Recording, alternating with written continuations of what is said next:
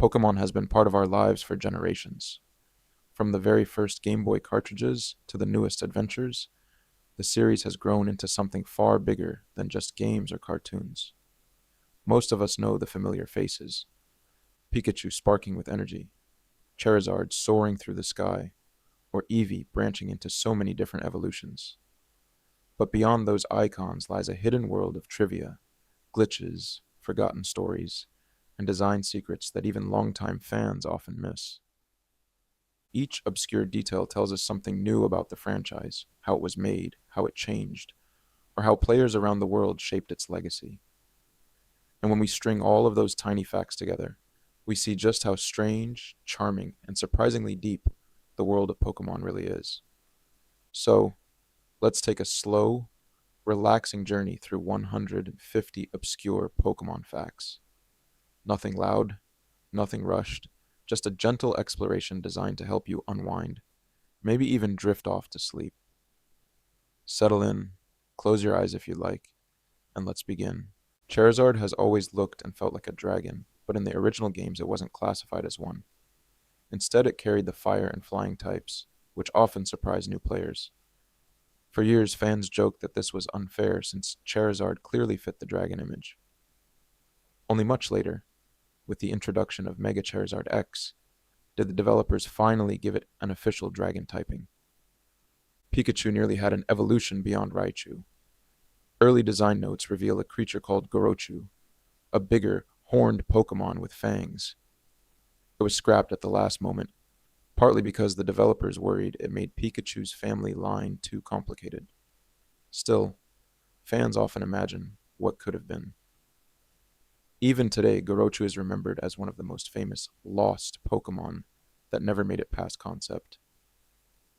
Eevee is known for its many branching evolutions, but this idea came from something very simple: the unpredictability of genetics. The designers wanted a Pokemon that could adapt in multiple ways, reflecting how creatures in the real world change and evolve.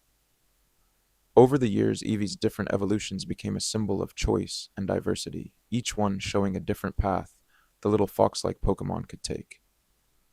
Mewtwo's armor, shown in the anime, wasn't just a dramatic touch. It came from early development sketches that imagined the clone as too powerful to control. The armor was a way to contain its energy, while also making it appear more intimidating. This idea carried through into the film, where Mewtwo first appears bound and restricted. The armor became a symbol of its struggle against human control. Arcanine's Pokédex category has always confused fans. It's officially called the legendary Pokémon, even though it isn't one of the true legendary creatures. The name is thought to come from its majestic, almost mythical design, inspired by guardian lions in Chinese folklore. Although it isn't technically legendary, Arcanine's presence and design have made it feel just as important as the true legendaries to many players. Gengar is often described as a living shadow. In several Pokédex entries, it says that Gengar appears when darkness falls, slipping into people's shadows and waiting quietly. The idea is that it mimics the shape of a person before striking. This ghostly theme, paired with its wide grin, has made Gengar one of the most eerie yet beloved Pokemon in the series, mixing humor with horror. Lucario is known as the Aura Pokemon, with the ability to sense the life force of others. Its name is thought to come from words like oracle and aura, tying into its mystical theme. In the lore, Lucario can read thoughts and feelings through this aura, giving it a spiritual presence unlike most fighting-type Pokemon. This made it an instant fan favorite when it was revealed. Greninja has one of the most unusual designs in the series, with a tongue wrapped around its neck like a scarf. Believe it or not, this idea was almost cut during development. Some designers thought the tongue looked too strange, but it was kept because it fit perfectly with Greninja's stealthy, ninja-inspired style. What was once considered odd quickly became its most recognizable and iconic feature. Bulbasaur is unique among the original starters. While Charmander and Squirtle begin as single types, Bulbasaur starts as a dual grass and poison type, and it keeps both types through all of its evolutions. This gave Bulbasaur an edge in versatility compared to the others, and it set it apart as a little more unusual. That consistency has helped Bulbasaur stand out ever since Generation 1. Blastoise, the final form of Squirtle, carries two heavy cannons on its back. These weren't just for show. The design was meant to highlight how Pokémon could blend biology with machine-like features. Early concept art showed slimmer, smaller cannons, but the final version exaggerated them to look powerful and imposing. It gave Blastoise the appearance of a living tank, an image that stuck with fans. Alakazam has one of the strangest Pokédex entries in the series. It claims the Pokémon has an IQ of 5,000, far beyond human intelligence. While that number is obviously exaggerated, it was meant to emphasize Alakazam's psychic powers and vast memory. The spoons it carries are also a nod to real-life stage magicians. This blend of science fiction and mysticism made it unforgettable. Missing Numbers, short for missing number, is perhaps the most famous glitch in gaming. It wasn't really a mistake, but rather a placeholder used by the developers to keep the game from crashing when it tried to access non-existent data. Players who encountered it found scrambled sprites and even discovered it could duplicate items. What was once a simple coding tool became a legend in playground rumors. Drifloon may look harmless, like a floating balloon, but its Pokédex entries reveal something darker. It's said to grab children by the hand and try to carry them away. In the Japanese version of Pokémon Pearl, the entry goes further, mentioning the world of the dead. For such a cute design, Drifloon hides one of the eeriest stories in the series, shocking many younger fans. Parasect is a Pokémon that has long fascinated fans. Though it appears to be an insect, the mushroom on its back has actually taken over its body. According to the Pokédex, the fungus is the one in control, while the insect is essentially a lifeless host. This chilling idea was inspired by real parasitic fungi, making Parasect one of the darkest designs hidden in plain sight. Mr. Mime is often remembered as a human-like Pokémon, but one small detail often surprises people. It can actually be female. The Mr. in its name is only a title and doesn't reflect its gender. This has led to humorous moments in the anime and games, where players encounter a female Mr. Mime. It's a quirky reminder of how localization sometimes produces odd results. Hypno has one of the creepiest reputations in the series. Beyond its hypnotic pendulum, one of its fire-red Pokédex entries tells of a case where Hypno abducted a child.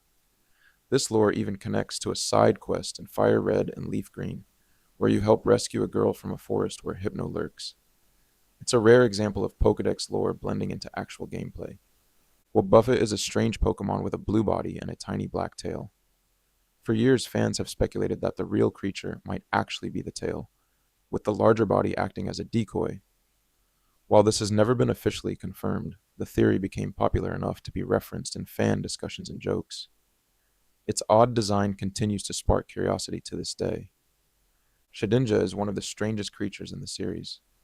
It always has a single hit point, no matter how you train it, and its Wonder Guard ability blocks any attack that isn't super effective. The result is a Pokémon that feels almost like a puzzle. Either it faints instantly, or it sits there serenely while most moves pass straight through. Few designs capture Mysterious quite as quietly as Shedinja. Vivillon is one of the few Pokémon directly tied to the real world. Its wing patterns change based on the player's geographic location, with 20 designs in total. This made it one of the first Pokémon to use real-world data to shape its appearance. Collectors traded across the globe to gather all the forms, turning Vivillon into a worldwide trading project among fans. Spinda may look simple, like a small spotted panda, but no two Spinda are alike. Its spot patterns are determined by a 32-bit value, which means there are over 4 billion possible variations. To most players, the differences are subtle, but mathematically, each Spinda is unique. This incredible variety was one of Game Freak's earliest experiments with randomness and individuality in the Pokémon world. Ghastly, the first form of the classic Ghost line, is almost weightless. The Pokédex lists it at only 0.1 kilograms, which is less than a soccer ball. Its form is described as gas with a sinister face, capable of enveloping enemies and suffocating them. Despite this creepy description, Ghastly's design remains playful and charming, striking a balance between frightening lore and simple cartoony appeal. Cosmoem, the tiny cocoon Pokemon from Generation 7, is one of the heaviest creatures in the entire series. It weighs an astonishing 999.9 kilograms, nearly a literal ton, even though it appears to be no larger than a rock you could hold in your hands. This strange contrast makes Cosmoem both humorous and mysterious, as if the developers were hiding a cosmic joke inside its stats. Phoebus became famous for being one of the hardest Pokemon to find in Ruby and Sapphire. It only appeared on 6 random water tiles in the entire region, and those tiles even changed depending on the trendy phrase in Dewford Town. For many players, hunting Phoebus was a true test of patience. This difficulty made evolving it into the elegant melodic feel even more rewarding. The red Gyarados in the Lake of Rage was the first shiny Pokemon that players were guaranteed to encounter. In Gold and Silver, most shiny odds were so rare that many kids never saw one naturally. By including the red Gyarados in the story, Game Freak gave players a taste of the phenomenon. It made shiny hunting a goal, sparking years of fascination with rare colors. For many years, shiny Pokemon were incredibly rare, with odds of 1 in 8,192 encounters. Players sometimes went their entire childhoods without finding one, which gave rise to countless rumors and playground legends. Starting in Generation 6, the odds were improved to 1 in 4,096. Even then, the rarity remains high enough to make each shiny feel like a personal trophy to the trainer. The Masuda method became one of the most popular ways to hunt shiny Pokemon. Named after Game Freak director Junichi Masuda, it involves breeding 2 Pokemon from games of different languages. This small coding trick drastically improves shiny odds. At first, it was a hidden mechanic, but over time it became a beloved part of the community, encouraging global trading and cooperation between players across regions. Kadabra was absent from the Pokemon trading card game for nearly 2 decades. This happened because illusionist Uri Geller claimed the design copied his spoon-bending act, and he filed a lawsuit against Nintendo. For years, Abra cards simply evolved directly into Alakazam. Only in 2020 did Geller finally relent, apologizing to fans and giving permission for Kadabra to return to the TCG after 20 years. Focus Energy, a move that was supposed to increase critical hit chances in Generation 1, actually did the opposite due to a programming error. Instead of boosting critical rates, it lowered them, making the move almost useless. Most players never realized what was happening, but the glitch made Focus Energy a long-running joke. It wasn't until later generations that the bug was finally corrected. Explosion and Self-Destruct were already powerful moves, but in early generations they had a hidden effect. They temporarily halved the target's defense during the attack, which meant they hit far harder than their base power suggested. This mechanic made the moves infamous in competitive battles, where a single well-timed explosion could take out even the bulkiest opponent. Later games removed the defense-halving effect. The move struggle has an odd history. Today it's the attack used when a Pokemon has no moves left, dealing a bit of damage while hurting the user. But in the original games, struggle was typeless, which meant it could even hit ghost types that were normally immune to normal moves. This quirk made it strangely useful in rare situations, turning a desperation attack into a loophole. Gold and Silver nearly lost one of their most famous features, the day and night cycle. Developers struggled with the Game Boy Color's limited memory, and they weren't sure they could store multiple palettes for every area. In the end, they managed to keep it, and it became one of the defining features of the Johto games. Without it, Pokemon might never have embraced real-world time. In Ruby and Sapphire, Mirage Island was one of the rarest pieces of content. It only appeared if a secret value in your Pokemon's data happened to match the island's daily number. The odds were astronomically low, meaning most players never saw it naturally. Those lucky few who did could find rare berries and a Winot. Mirage Island became one of the game's strangest mysteries. Pokeris is one of the only beneficial status conditions in the series. Unlike poison or paralysis, it actually doubles the rate at which your Pokemon gain effort values, helping them grow stronger more quickly. It spreads like a virus among team members, then eventually disappears, leaving behind permanent benefits. Many players never encounter it, which makes finding Pokerus feel like stumbling upon a hidden blessing. In Generation 2, a Pokemon's gender wasn't random the way it is today. Instead, it was determined by its attack 4, a hidden stat. If the value was high enough, the Pokemon was male. If it was lower, it was female. This strange system led to quirks, like making it nearly impossible to find female starters with perfect attack stats. Later games simplified the system. Early Pokédex entries sometimes referenced real animals, something the series avoids today. For example, one entry mentions Indian elephants, describing them as food for a certain Pokemon. Over time, the developers moved away from these references, preferring to build a self-contained world. This makes those early mentions feel odd and out of place, like the games hadn't fully decided how separate the Pokemon universe should be. The statues seen at the entrance of gyms in the original games all resemble Raiden. This wasn't intentional lore, it was simply a result of Raiden being one of the first Pokemon coded into the game. The developers used its sprite as a placeholder, and it remained in the final product. For many players, those statues quietly became part of the world's background scenery. The move splash has always confused players. Why would a fish flop on the ground and call it splash? The reason lies in translation.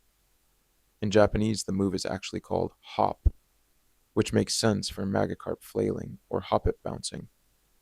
When it was localized as splash, the meaning shifted, and that mistranslation stuck. As a result, Pokemon that clearly don't splash still use the move. The infamous Porygon anime episode, Electric Soldier Porygon, caused seizures in hundreds of children in Japan due to flashing lights. What many people don't realize is that Pikachu's attack, not Porygon itself, created the dangerous effect. Despite that, Porygon and its evolutions were essentially banned from appearing in the anime ever again. It's one of the strangest cases of a character being punished unfairly. Another banned episode was The Legend of Dratini. The reason wasn't the Pokemon itself, but rather the heavy use of firearms in the story. Characters point guns directly at Ash and his friends, which international broadcasters considered too intense for young audiences.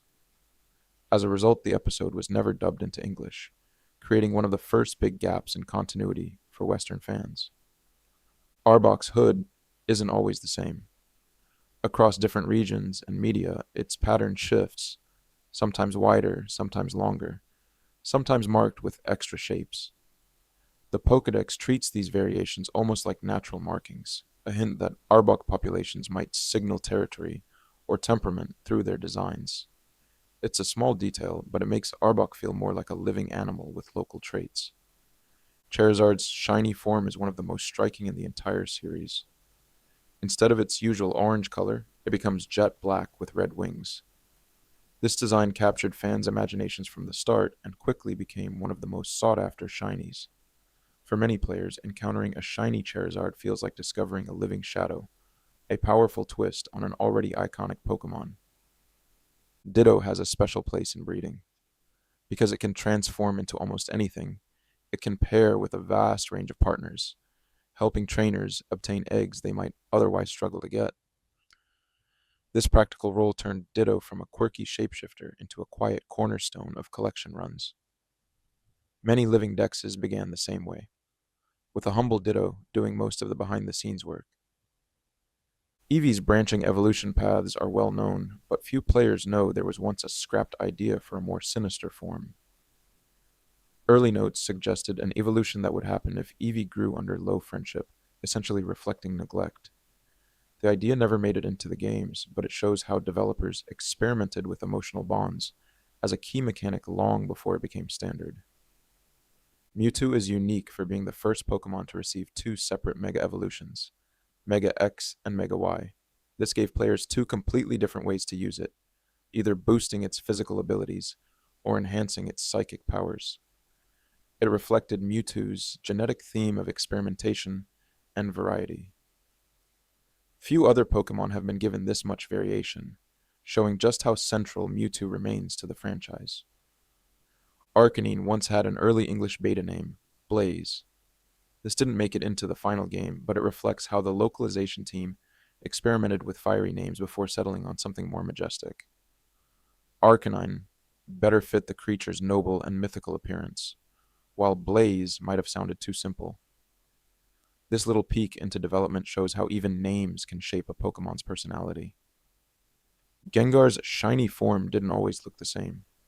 In the earliest games, shiny Gengar appeared with a bluish hue, a noticeable change from its normal purple. Over time, the shiny was adjusted to a subtler shade that can be hard to distinguish without a close look. Many fans missed the older, more dramatic palette, which made shiny Gengar feel more distinct and special.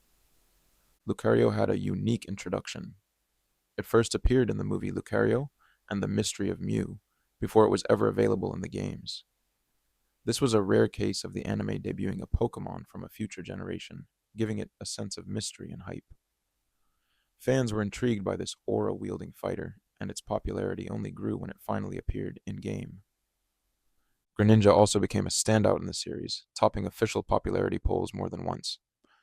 Its ninja-inspired design and fast, sleek battling style made it one of the most beloved starters of all time.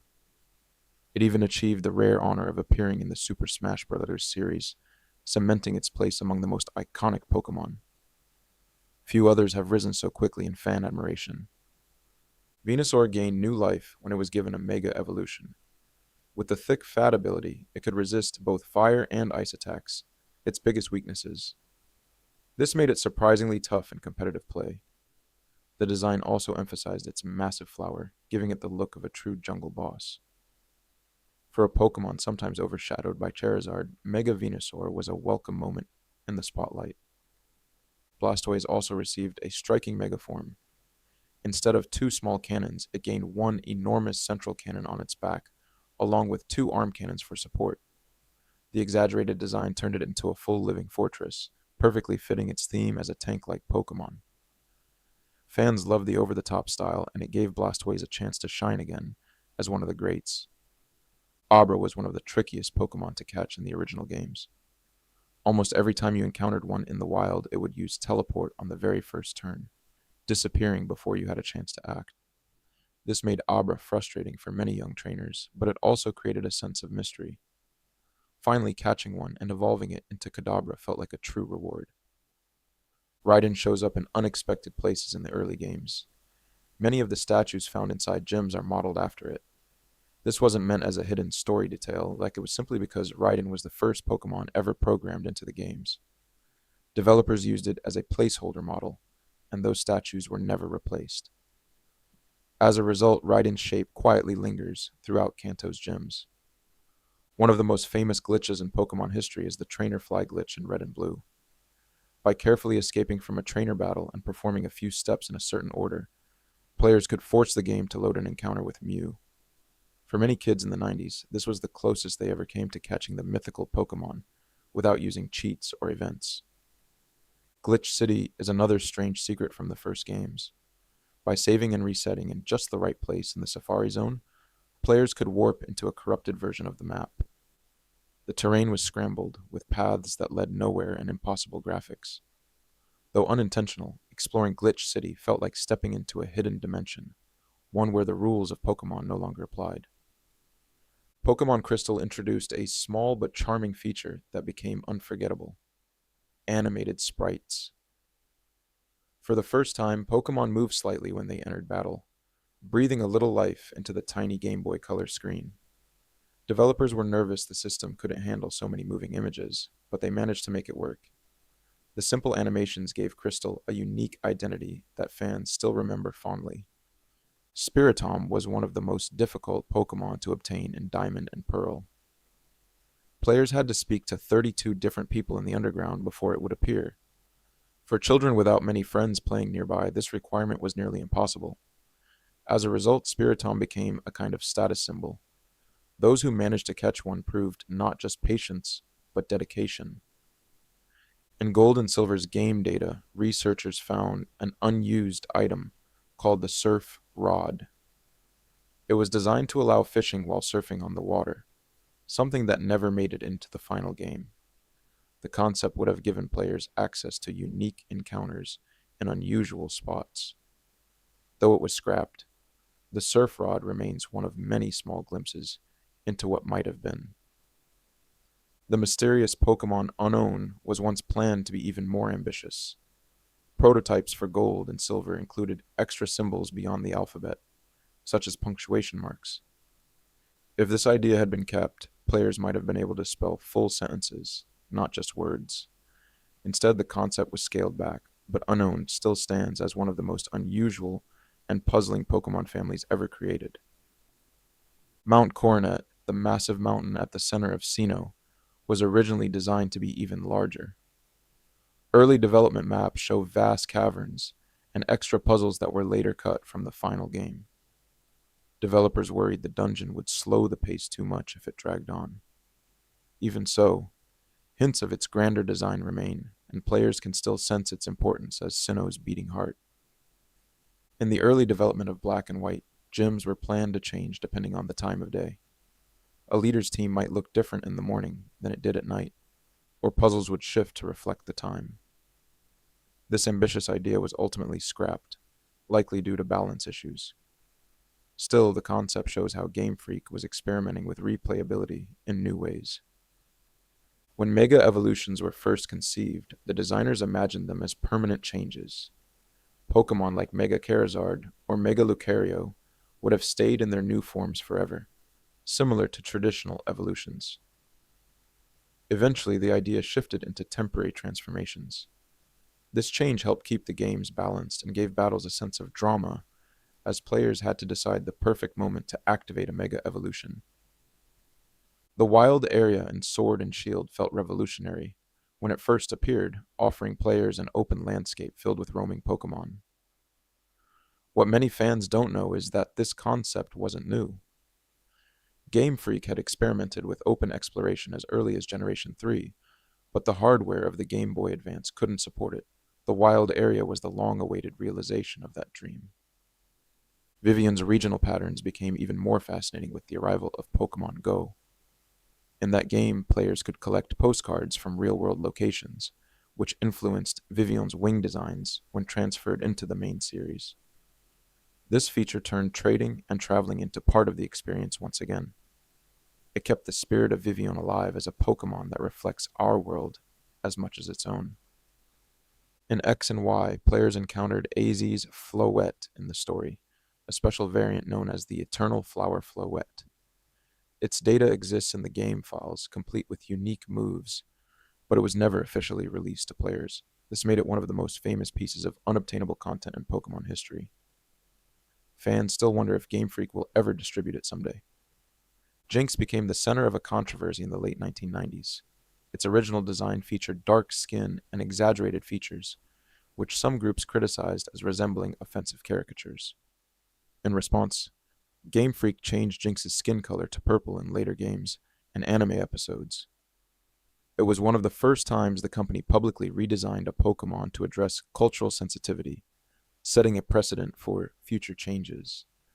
In the anime, James of Team Rocket has an unexpectedly wealthy background. In certain episodes, it's revealed that he comes from a noble family with great fortune and even had an arranged fiancée. This detail doesn't appear often, but it adds surprising depth to a character usually played for comedy. It shows that even Team Rocket members had lives beyond their schemes. Brock, the first gym leader players meet, was almost written out of the series permanently. During the Orange Islands arc, he was replaced by Tracy, a new companion who focused on sketching Pokemon. However, fans missed Brock's humor and reliability, and international producers pushed for his return. By the Johto region, Brock was back, proving how audience response could shape the direction of the anime. Misty, another of Ash's companions, was once considered for the role of the main protagonist. Early production notes suggested the show might follow her instead, with Ash as more of a supporting character. Network executives decided a male lead would appeal more broadly, but Misty remained an iconic part of the series. Her fiery personality and bond with water types left a lasting impression on viewers.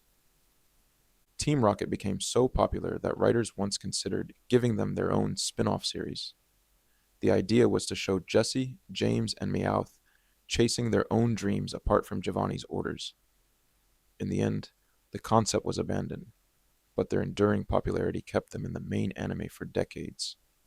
It's a reminder of how even the villains can become beloved characters.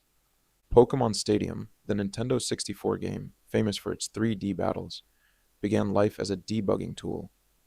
Developers used it to test the models of Kanto Pokémon outside of the limited Game Boy hardware. Eventually, they realized it was fun enough to become its own game. That's why Stadium feels more like a showcase than an adventure that grew from behind the scenes experimentation. Rental Pokemon in Stadium might have seemed like a generous option for players without strong teams, but they came with a hidden catch. Developers intentionally made rentals weaker than an average trained Pokemon. This encouraged players to transfer their own teams from the Game Boy games for the best experience. It was a subtle design choice that rewarded dedication, while still giving casual players a way to participate. Pokemon Stadium 2 introduced colorful data displays for each Pokemon. When you connected your cartridge, you could see stats like attack and defense represented as simple bar charts. For many young players, this was the first time they could actually see the hidden numbers behind their Pokemon's strength. Even without knowing terms like EVS or IVS, Stadium quietly taught kids about competitive mechanics. Among Stadium's many minigames, one was lost before release.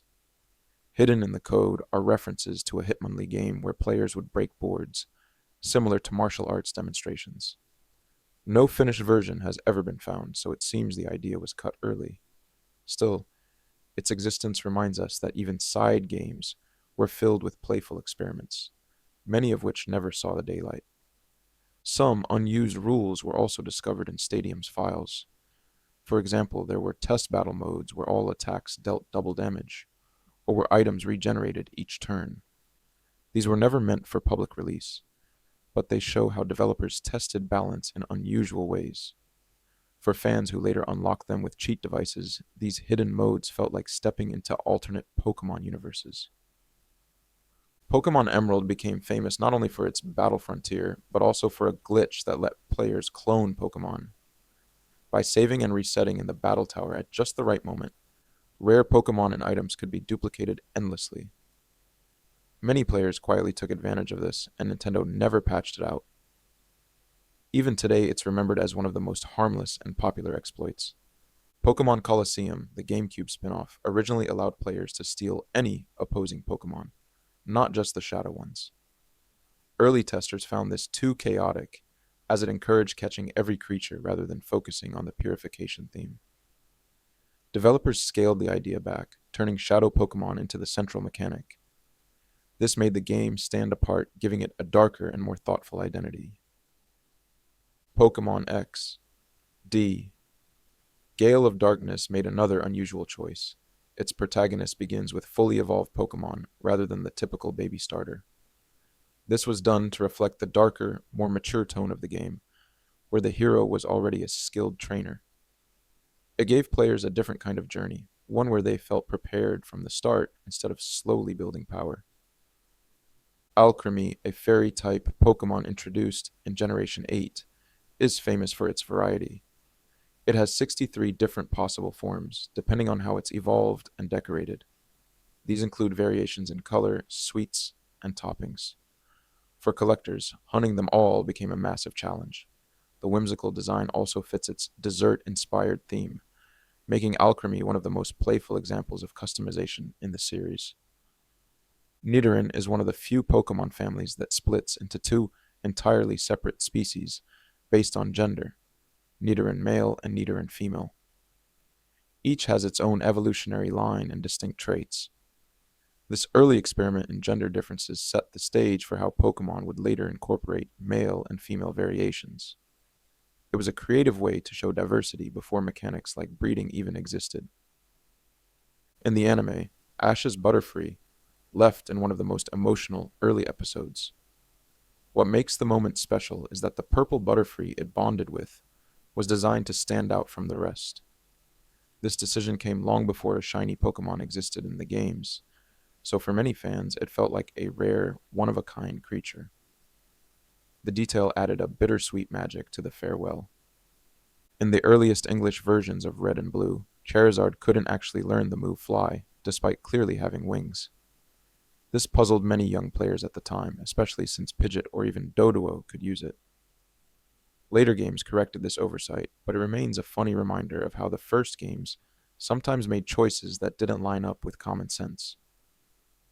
In the anime, Pikachu's voice was kept deliberately simple. Instead of giving it a cartoony, human like speech pattern, producers decided it should only say Pika in different tones.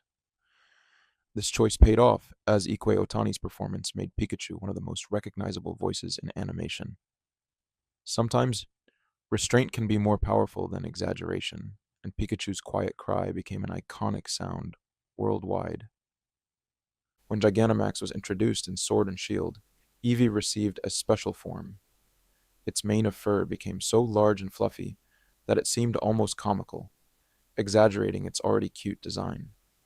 This wasn't just for fun, it symbolized Eevee's potential to grow in all sorts of directions, matching its reputation as the Pokemon of possibilities. Gigantamax Eevee embodied both silliness and charm. Mewtwo's story in the first movie was darker in its original script. Early drafts portrayed it as a villain with a much harsher outlook on humanity. The version released internationally softened its personality, giving it a more sympathetic arc about identity and freedom. This shift made Mewtwo's story accessible to younger audiences, while still keeping the philosophical undertones that continue to resonate with older fans. Arcanine's design is often linked to dogs, but its true inspiration reaches further. It borrows from the appearance of Chinese guardian lions, statues often placed outside temples. These mythical protectors embody strength and nobility, qualities reflected in Arcanine's noble posture and flowing mane. This blend of canine traits with mythological elements explains why Arcanine feels both familiar and legendary at the same time. Gengar's mega evolution turns its playful, ghostly grin into something more sinister. The design shows Gengar sinking into the ground as though it has become one with its own shadow. The idea is that it now lurks beneath its enemies, waiting to strike. This unsettling twist made Mega Gengar one of the most memorable designs, amplifying the eerie qualities that were always part of its character. Lucario evolves from Riolu, but only under specific conditions. It requires high friendship during the daytime, which reflects Lucario's lore of discipline, loyalty, and awareness of aura. This evolution method made players pay more attention to bonding, instead of just leveling up. It's a reminder that some Pokemon grow not just through strength, but through the connections they form with their trainers. Greninja's competitive legacy was shaped by its special ability, Protean. This ability changes its type to match whatever move it uses, making it unpredictable and versatile in battle. It was one of the first abilities to fully showcase how type mechanics could add layers of strategy. For many players, Greninja wasn't just a cool design, and it was also a glimpse at the future of competitive battling. Bulbasaur is often remembered as the first entry in the Pokédex, but this number doesn't mean it was the first one ever designed. Instead, its placement was chosen as a way to introduce players to the Grass, Fire, and Water starter trio in a balanced order. In fact, Raiden was the earliest Pokemon coded into the game. Bulbasaur's position was symbolic, not chronological. Blastoise's design went through several stages before becoming the tank-like turtle we know. Early sprites showed slimmer cannons and a slightly less bulky body. Over time, the design was exaggerated to highlight power, making the cannons larger and the shell more imposing. These tweaks helped cement Blastoise as a living fortress, fitting its role as a defensive powerhouse among the original starters. Caterpie was the very first Pokemon that Ash ever caught in the anime. This choice wasn't random. The writers wanted to show the cycle of capturing, evolving, and bonding with a Pokemon very early on. Caterpie's transformation into Metapod and then Butterfree became one of the first lessons about growth and change, making it a surprisingly symbolic start to Ash's long journey. Metapod's limited move pool became famous among players. In the early games, many Metapod encountered in the wild only knew Harden, leading to long, drawn-out battles of nothing but defense boosts. While frustrating, this odd design choice gave Metapod a quirky identity. It became a sort of in-joke in the Pokemon community, remembered as the creature that sometimes refused to fight at all. Pidgeot was once planned to have a larger role in the anime. Early drafts suggested it might stay with Ash for much longer, instead of being released in the Viridian Forest. However, Butterfree's farewell proved so emotional that writers reused the idea, this time with Pidgeot stepping aside more quietly.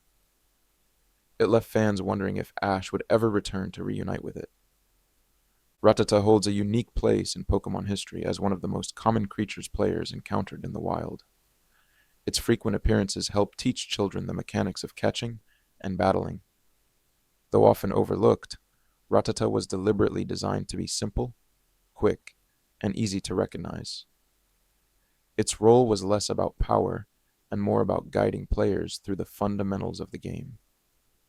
Spearow and Fearow were created to contrast with Pidgey's line. Where Pidgeot was majestic, Fearow was intended to look menacing, with a long beak and sharp eyes. This gave players two very different kinds of bird Pokemon early in the game, one gentle and one aggressive. The contrast made the world feel more diverse, even within the first routes of Kanto. Ekans, whose name is simply snake, spelled backward, and Arbok, cobra, reversed, are among the earliest examples of wordplay in Pokemon names. While simple, these choices gave them a memorable charm. The straightforward naming also reflected the series' playful style at the time, mixing creativity with humor. Later Pokemon names would grow more elaborate, but Ekans and Arbok remain classics in their simplicity. Pikachu's refusal to evolve in the anime was not just a character trait, it was inspired by real fan letters. Many children wrote to Game Freak saying they loved Pikachu exactly as it was, without needing to change. The anime reflected this by making Pikachu resistant to evolution. This rare instance of fan feedback shaping the story helped solidify Pikachu as the eternal mascot. Sandshrew, a ground-type Pokemon, once caused confusion in the anime when it was shown swimming. This scene contradicted its typing and abilities, leaving many young fans scratching their heads. Writers later admitted it was simply an animation oversight. Still, the moment stuck with viewers, and for years, some kids imagined Sandshrew had special talents beyond what the game suggested. Nidoqueen has a strange quirk. It cannot breed, even though its earlier forms, Nidoran female and Nidorina, can. This inconsistency has puzzled fans for decades, and no official explanation has been given. Some speculate it was meant to prevent endless breeding chains, while others think it was just an oversight. Either way, it remains one of the more curious mysteries in the series' coding. Clefairy almost became the star of the anime instead of Pikachu.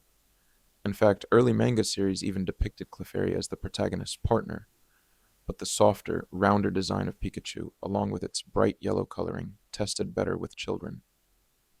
Electric powers also made for more exciting battle animations. This single decision changed Pokemon's identity forever, leaving Clefairy in the role of what might have been. Vulpix originally had only one evolution, into Ninetales, but concept sketches once considered branching evolutions with different types. These never made it into the games, but the idea of multiple paths later showed up with EVA and regional forms. Even without extra evolutions, Vulpix's design was timeless, inspired by Japanese fox spirits that often carried mystical powers and multiple tails. Jigglypuff became famous in the anime for its habit of singing opponents to sleep. What made the gag even more memorable was what happened after. Frustrated that no one stayed awake to hear its song, Jigglypuff would draw on the faces of those who fell asleep. This playful routine became a running joke, cementing Jigglypuff as one of the most recognizable characters outside of the core games. Zubat is notorious for appearing constantly in caves, often frustrating players. This was by design. Developers wanted caves to feel unsettling, with swarms of bats making escape difficult. The constant encounters helped create an atmosphere, even if it annoyed some players. Today, Zubat's endless appearances are remembered as a defining quirk of the early games, adding both flavor and frustration. Oddish may seem like a cute little plant, but its Pokédex entries reveal something eerie. At night, it buries itself in the ground, leaving only its leaves sticking out. In some versions, it's described as wandering around on moonlit nights, planting seeds as it walks. This duality of being both adorable and slightly spooky captures the strange charm of many early Pokemon designs. Meowth stands out for being one of the very few Pokemon who can speak human language in the anime. The voice actor, Inuko Inuyama, improvised much of Meowth's tone to make it sound streetwise and scrappy. Over time, this personality became so beloved that writers gave Meowth more screen time than originally planned. He was even supposed to leave Team Rocket early on, but fans kept him around. Psyduck's constant headaches became a defining trait in both the anime and the games. Early drafts of the show considered giving it stronger psychic powers that would appear more frequently. Instead, writers leaned into the comedic angle, making its bursts of power unpredictable and funny.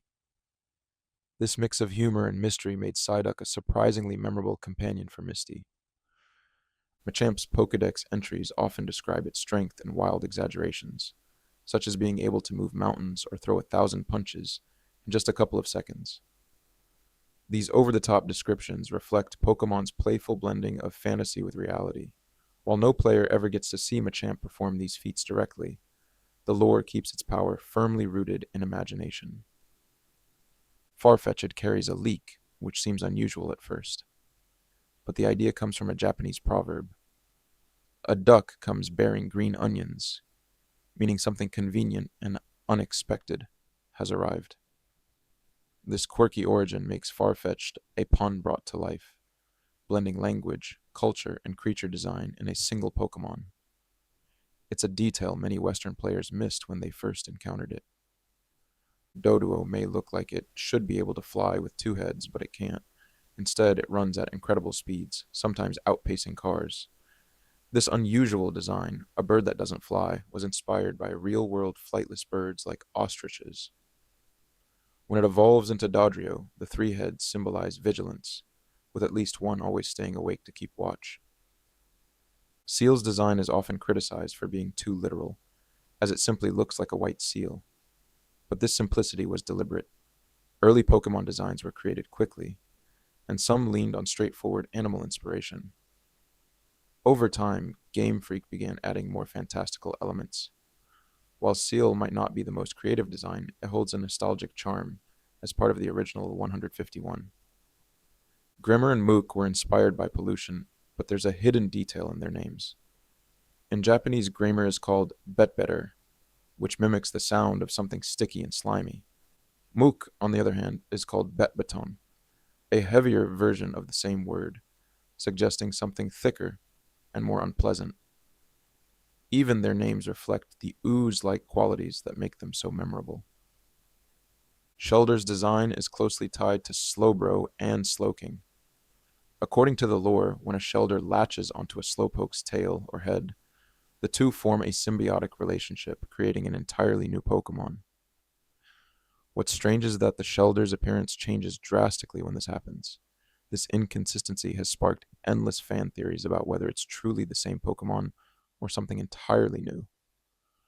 Ghastly's evolutionary line is one of the few in the original games that required trading to fully evolve. Players had to trade Haunter in order for it to become Gengar. This mechanic was meant to encourage real-world interaction between players. While it was sometimes frustrating for kids without trading partners, it reflected the game's central theme of connection and friendship. Onyx may look intimidating, but its Pokédex entries often emphasize its strange biology. Its body is made of rock, but over time it slowly grows smoother as it eats and digests soil. This detail paints Onyx less as a monster and more as a creature shaped by its environment. Eventually, Onyx can even evolve into Steelix, turning that rocky body into hardened metal.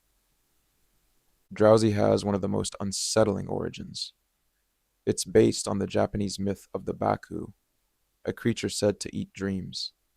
Some Pokédex entries mention Drowsy preferring the dreams of children, which adds a slightly creepy undertone. This blend of folklore and Pokémon design made Drowsy stand out as one of the more mysterious early psychic types.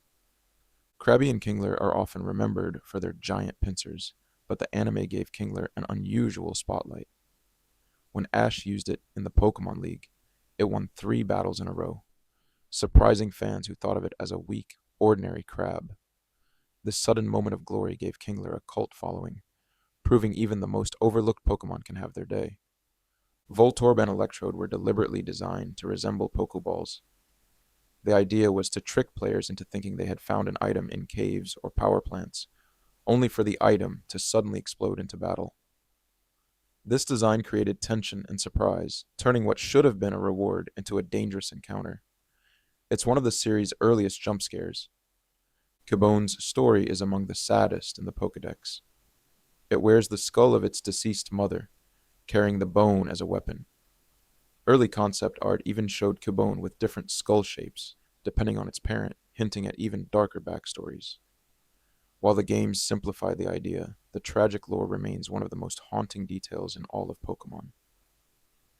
Hitmonlee and Hitmonchan's names are well-known tributes to Bruce Lee and Jackie Chan in the English versions. But in Japanese, they reference different martial artists. Hitmonlee's name comes from Tadashi Sawamura, a famous kickboxer, while Hitmonchan's comes from Hiroyuki Ebihara, a well-known boxer. Localization adapted the names so that Western audiences would still recognize the fighting spirit behind the designs. Lickitung was designed around a single exaggerated feature, its enormous tongue. Its signature move, Lick, was one of the few attacks that could paralyze enemies with contact. This silly concept made it stand out among the original 151. Later games leaned into its quirkiness even further, eventually giving it an evolution, Lickilicky, which expanded on the strange theme of overwhelming tongue power. Coughing and Wheezing originally had their names reversed. Early concept art labeled the larger one as Coughing, and the smaller one as Wheezing. This mix-up was corrected before release, but the confusion lingers in development notes. Their designs were inspired by smog clouds and factory pollution, making them one of the most direct environmental messages hidden in the original 151. Rhyhorn was among the first Pokemon designed, and its coding left a legacy. It shares early programming roots with Raiden, which is why so many statues in Kanto resemble that line. Rhyhorn's rocky body and stampeding behavior also reflect its role as a simple but powerful creature, created to show players the might of rock-type Pokemon early in their adventure. Chansey's name comes from the word chance, reflecting its rarity. In the wild, it was extremely difficult to encounter, making it one of the most sought-after Pokemon in the Safari Zone. Its nurturing personality and high healing abilities made it a natural choice for the Nurse Joys in the anime. For many fans, Chansey is the Pokemon most closely tied to the idea of care and kindness. Tangela is one of the few Pokemon covered entirely by something. In this case, blue vines. Its true body has never been revealed, and its design plays on the mystery of what lies beneath. The vines constantly regenerate, so Tangela can shed parts of itself without harm. This odd feature makes it one of the stranger grass types, blending mystery with humor. Kangaskhan is unique for always appearing with a baby in its pouch, yet that baby has never been obtainable as a standalone Pokemon. This has sparked fan theories for decades, with some believing it was tied to scrapped designs like Cubone or even Missing No. Whether true or not, the mystery of Kangaskhan's baby has made it one of the franchise's longest-running curiosities. Horsia and Seadra were inspired by seahorses, but with a twist. In some Pokédex entries, Seadra is described as being aggressive, with spines that can injure those who get too close. This darker side contrasts with the gentle real-world animal, making the design feel both familiar and surprising. Later, Kingdra expanded this line into a powerful dragon, giving the once small seahorse an epic conclusion. Goldeen is often remembered for Misty's team in the anime, but its design has roots in traditional Japanese art. The flowing fins resemble a type of fancy goldfish often kept in ornamental ponds. Its evolution, Seeking, was portrayed as strong enough to swim up waterfalls, connecting it to myths of carp that transform into dragons after overcoming natural obstacles. Staryu is one of the few Pokemon that doesn't communicate with cries or words. Instead, it makes a strange electronic beeping sound. This detail emphasizes its alien, almost robotic nature. Its evolution, Starmie, amplifies this effect with a glowing gem at its core. Together, the two feel less like ordinary sea creatures and more like mysterious life forms from another world. Magikarp may be famous for being useless in battle, but its lore comes from Chinese mythology. A carp that swims upstream and leaps over the Dragon Gate is said to transform into a dragon. This legend directly inspired Magikarp's evolution into Gyarados, a terrifying sea serpent. What begins as a joke, Pokémon becomes one of the strongest, carrying a powerful cultural story along with it. Lapras was one of the earliest designs meant to feel gentle and majestic. Its Pokédex entries often describe it ferrying people across water, emphasizing companionship rather than combat. In early games, Lapras was even given to the player as a gift rather than caught. This reinforced its role as a friendly, helpful creature, a peaceful counterpart to the many dangerous sea Pokémon. Ditto has long sparked theories about its origins.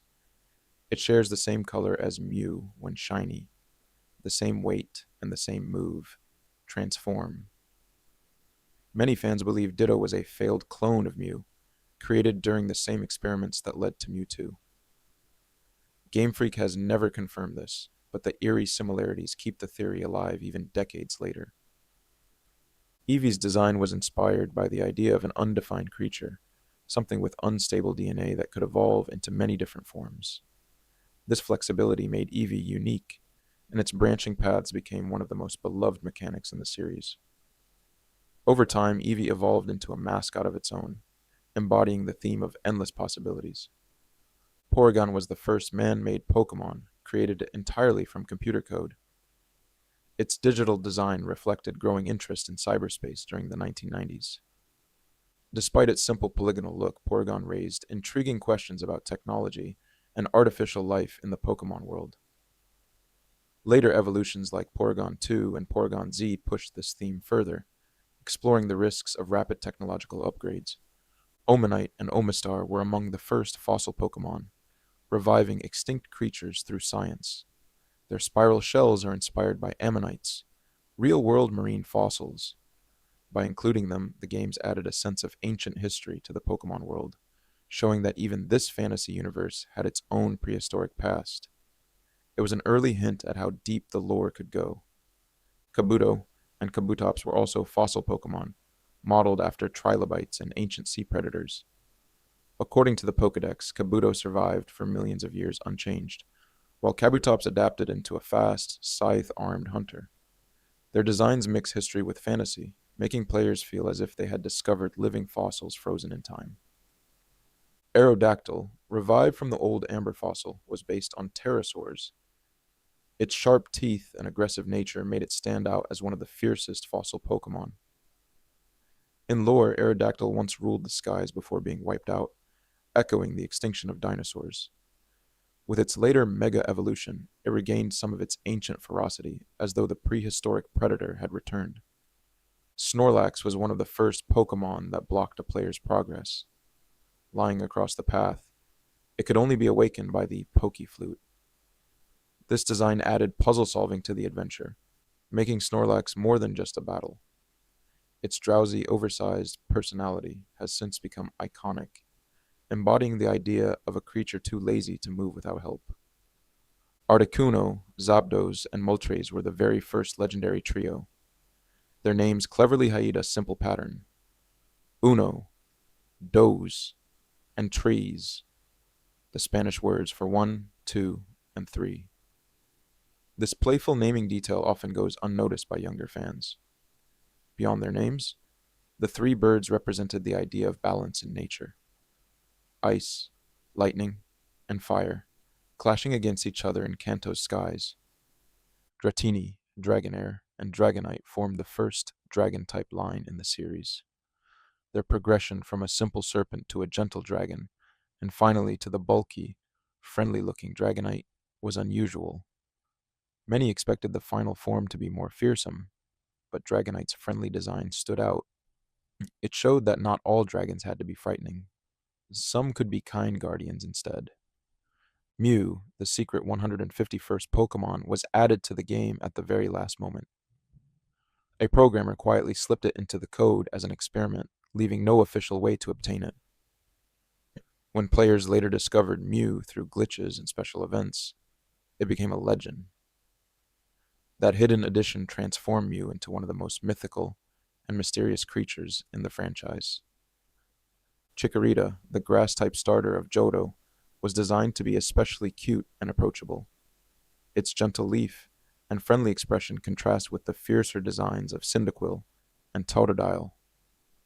This balance showed how starters were meant to appeal to different kinds of players, some drawn to strength, others to warmth and companionship.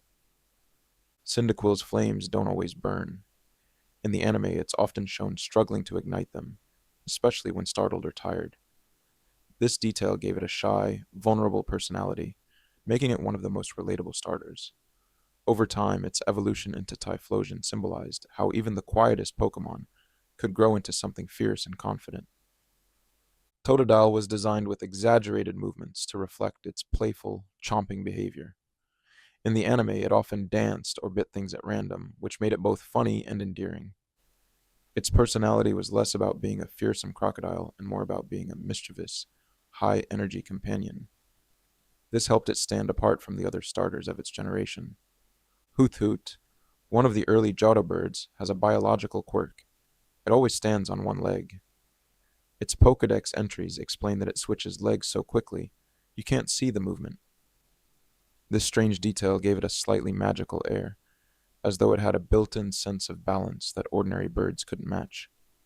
Mareep, the little electric sheep, was inspired by both woolly livestock and the concept of static electricity.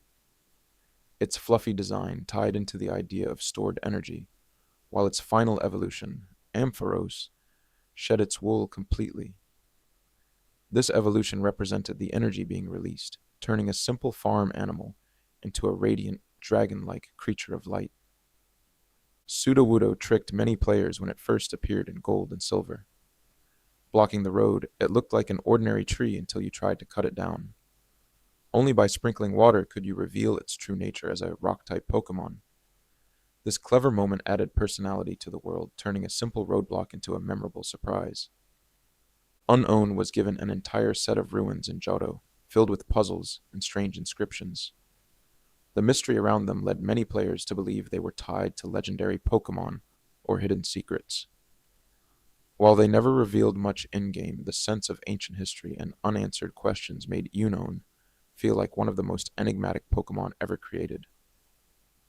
Wobbuffet has an unusual battle style, relying only on countering opponents, rather than attacking directly. Its design was inspired by a Japanese comedy character known for bowing and stretching. In the anime, Wobbuffet became a running gag, popping out of its Pokeball at the worst times. Its goofy persistence turned it into a fan favorite, despite its limited usefulness in battle. Smeargle stands out for its ability, Sketch, which allows it to permanently copy any move it sees. This makes Smeargle theoretically able to learn nearly every attack in the game. Its artist theme, with paint on its tail, ties perfectly into this mechanic. While rarely used in casual play, it became a fascinating tool in competitive strategies. Celebi, the mythical Pokemon of Johto, is known as the guardian of the forest and a traveler through time. Its soft, fairy-like design hides its powerful lore. Celebi was also one of the first event-exclusive Pokemon distributed through special promotions. This rarity, combined with its mystical abilities, cemented Celebi as one of the most magical and elusive creatures in Pokemon history. And with that, we've reached the end of our quiet journey through the hidden corners of the Pokemon world. From forgotten glitches to mysterious origins, each little detail reminds us how deep and surprising this universe really is. Some of these stories are playful, some are strange, and a few are even a little haunting, but together they show why Pokemon has stayed in our hearts for so many years. As you rest now, I hope these gentle facts carried you toward peace and calm, like a lullaby made of memories and discoveries. Sleep well, and may your dreams be filled with the soft hum of poke flutes, the sparkle of rare shinies, and the quiet company of your favorite companions. Good night.